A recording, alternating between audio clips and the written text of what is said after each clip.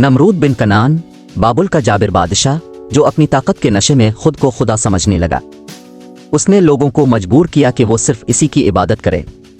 कहा जाता है कि नमरूद ने बाबुल का मीनार तामीर करवाया ताकि आसमान तक पहुंचकर खुदा को चैलेंज करे। नमरूद का सामना हज़रत इब्राहीम अलैहिस्सलाम से हुआ, जिन्होंने कहा, मेरा रब सूरज को मशरिक से निकालता है, तुम से मगरिब से निकाल कर दिखाओ। ये दलील सुनकर नमरूद लाजवाब हो गया, लेकिन गुरूर में डूबा रहा।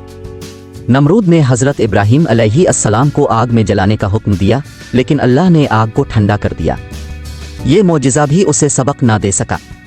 अल्लाह ने एक मच्छर के जरिए नमरूद को इबरतनाक अंजाम तक पहुंचाया। वो मच्छर उसके दिमाग में दाखिल हो गया और अजियत के साथ इसकी मौत वाक़ई हुई।